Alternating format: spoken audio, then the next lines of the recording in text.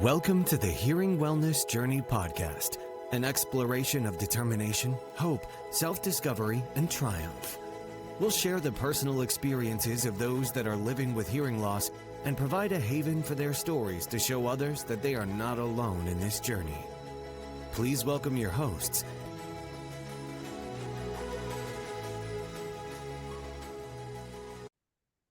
Hi there, I'm Dr. Emily Johnson. Lindsay Doherty.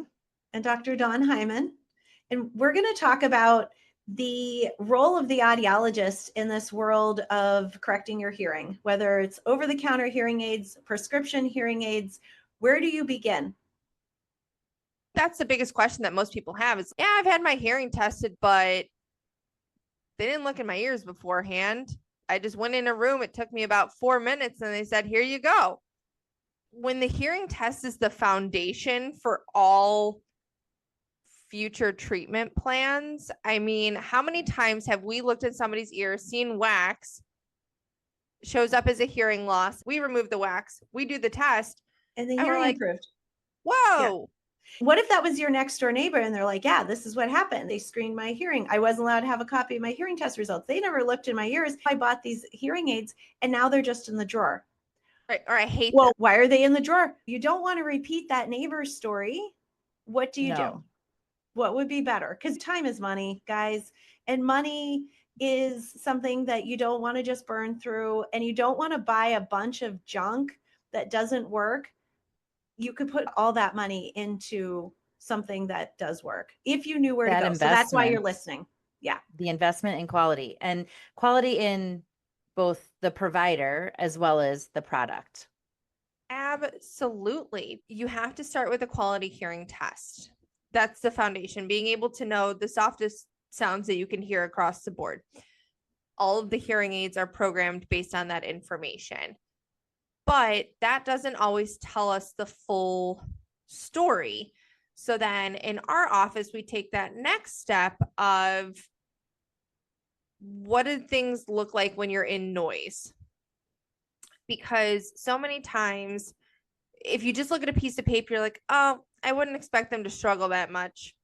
And then we put a little bit of background noise and it's like, oh, okay. So we're working with something else here that we need more supportive devices for those background noise situations, which if you don't test for it, you don't know about it. There's 3 to 4 different types of what's called presbycusis. The presbycusis is the type of hearing loss that comes on from aging. We can't assume that you'd have ears that happen to get a little quieter, and once we make the sounds loud enough, the signal's going to go through and great. Sometimes there's breakage at the cellular level. Sometimes it is cognitive overload, but you are hearing clearly. There's different things, and we need to test you so that you're treated with the right products. You just touched on, I'm sorry, did we just barrel over the fact that some places don't look in your ears and remove the wax before they fit you with hearing aids? And you were nice. You're very nice, Dr. Emily Johnson, to say, well, and it happens to be they come in and we remove the wax and oh, lo and behold, the hearing got better. You have to start with a good foundation, making sure we check all parts of the ears and test them correctly, because that's your diagnosis just to start. I only bring this up because it's been at least 2 or 3 patients within the past few months. I always lay out the plan of the appointment. We're going to spend 2 hours together. This is the plan. No surprises. If you have any questions, let me know. So are you going to take a look in my ears? Yes, of course. You have to look in your ears. That's always the foundation first for everything that we do, like to pick out the size that we're going to do to measure your eardrum, what type of headphones are going inside your ear canals. I have some patients where I look in their ears and I'm like, oh, you have bigger ear canals than I would have expected, or you have really small curvy ear canals that collapse onto each other. Yep. And if you don't look, you have no idea if things are set up correctly, and then you might get some funky test results and you don't know why. You could have earwax in your ears. We can't call that a diagnostic evaluation if they never looked in the ears. They put the insert headphones in. They're clogging the sound port with your wax. And now you have a false result. The test results that we do are different because we look in the ears and then we test you in a calibrated sound booth with calibrated equipment, because there are screenings that you can do on your phone, but we don't know if your headphones are calibrated correctly. We don't know if you're in a noisy room or someone started talking, and those are invalid results.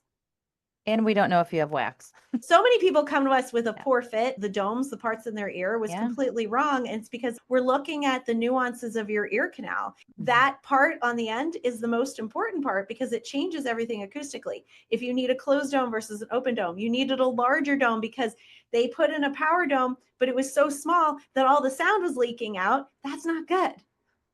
Right. All these things you think, oh, she just looked in my ears. She is thinking 1,000 other things during that time. Right. She's just not sharing it with you, but already preparing the future for you. So when you think OTC, which is a quality option for the right type of people. Yeah. And if you're really in that mild to moderate, you routinely have your ears looked in, there's no wax, no concerns there, then that's a great option for you. But we still encourage you to come in and get checked out to make sure that it's still set appropriately. You put our hearing test results in the app for the over-the-counter device. Right. Don't just put Mhm. anything in. Right. Don't trust what you can do with your headphones. Yeah, just do that first, put it in, and then you can ask us questions. Make sure you get the return policy and find Yes. out super quick, because you Always. got 14 days and they might not give you back your money if you don't send it back in the first 2. Find out really fast if this is what you want. Right. We've seen it all. When things come over the counter, like even if you take AirPods, Oh yeah. not even touching on the hearing aid aspect of it. Nah. Physical fit, you just want to listen to your music. Yeah. The only AirPods that fit in my ears are Gen 1. They switch the shape of it. It doesn't fit in my ear canal for Gen 2. If you have the AirPod Pros and you have a little squishy piece that goes on at the end, you're given a specific range. They're usually perfectly round, and that's it. Well, what if your ear canal doesn't accommodate a nice, perfectly round shape? Yeah. That's It's it. a little oblong, but you're right. Absolutely right.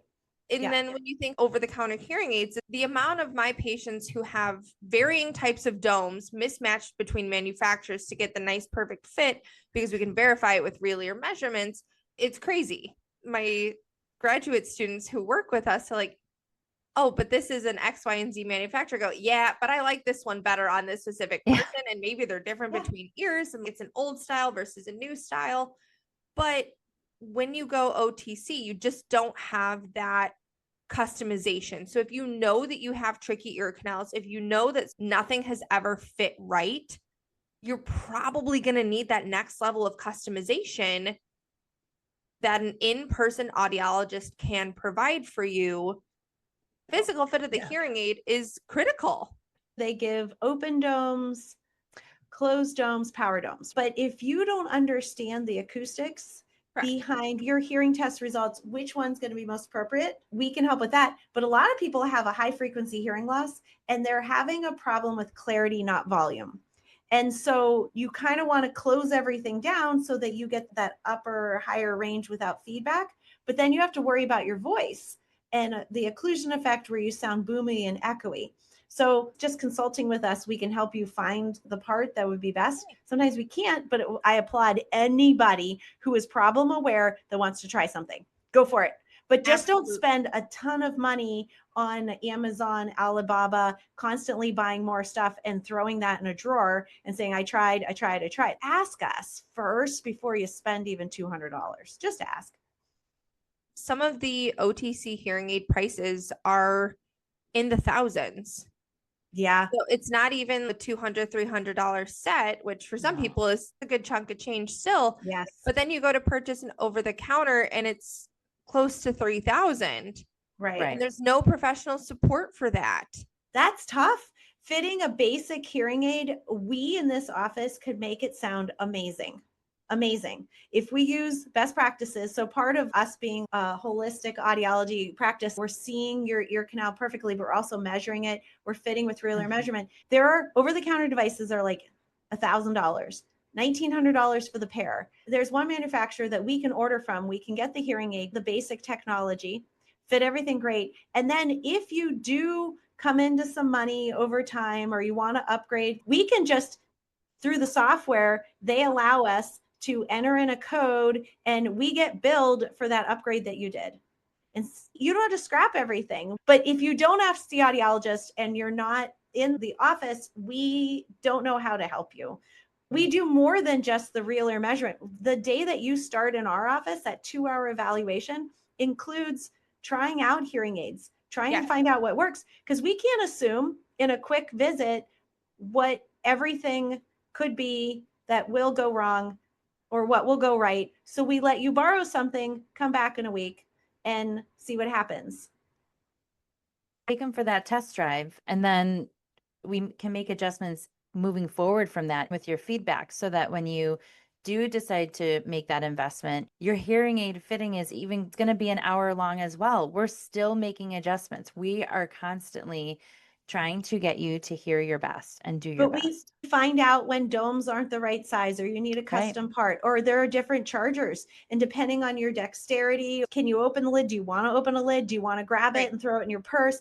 We find out so much. That demo appointment, we're also already setting you up for success, giving you online videos to watch to learn about your condition, learn about realistic expectations, communication strategies, things for your family to watch, understanding how hearing better makes you happier, and all the cascading awesome stuff. And this is a process over 6 weeks' time, but you're learning how to care for your hearing aids, just reminders of stuff that you do at your visits. Sometimes your mind's on something else, or the visits, things happen and we don't get through everything. Strategies on where to sit for church, telling you about what a remote microphone is. How could you turn on Start Live Listen? There is so much that is good for you to be successful. Either take the time with you or give you homework, reminding you of what to do in between appointments, and then easy listening exercises and some hard listening exercises. Dr. Johnson was saying, we test in noise, right? We're going to test you in noise at the end too. We want to see how we've retrained your brain. We want to give you audibility, check that with real ear measurement, and then ensure that your brain is able to absorb the new sounds, use that information so you can have an easier conversation with someone, whether they're speaking with an accent, easier if they're speaking rapidly, easier if they're in background noise. Won't be perfect, but it's going to be way better than it was. And we guarantee it's better than if you had just grabbed something or went to someplace super fast that didn't take the extra time. That's holistic audiology. Right. And I think that's a pro of going to a private practice, is that we have the ability to slow down the process. We have the ability to take the time. We have the appointment time slots. A lot of the knee-jerk reaction of like, okay, we're going to spend 2 hours together to go, and they're like, for what? Well, 2 hours. They took 2 3 hours. minutes and took my credit card. Right. We're going to do a really comprehensive test. We're going to do speech and noise. We're going to set you up with demo hearing aids more than put them on you in the office for 5 minutes and say, yep, well, there they are. So how's that sound? It offers so much more flexibility. And for those people who really need or want more information, slowing the process down, because again, we want you to be successful. And we have found that moving at this rate for the grand majority of people lends itself to the most successful outcomes. And the investment that you're making in yourself and in your hearing care is best when we go through all of these steps to check all of those boxes for you as a human. Another reason is I've heard so many people try to get follow-ups at different offices and like, yeah, they won't see me for 3 to 4 months. Yeah. That's why we ask a lot of questions when we're on the phone with you, so that you get the right appointment, so you have the time. True. Each appointment has its own specific amount of time. And because we want to slow down that process, make sure that you have an understanding. We're not trying to rush through things. We want to make sure we've explored all of your questions. You know, tell us, what else can we do for you? Right. Or if you have an emergency, a dome stuck in your ear, or you're out of supplies and you're, of course, going on vacation in the next 48 hours, because that's just how life works. We have the flexibility and the staff, excellent providers, clinicians, all of us work so well as a team that you can see anyone who's available. And that way we can get you in a lot sooner and address those questions, concerns, or DOMs faster and provide high quality care without making you wait several months just to get in for something that we could see you for same day.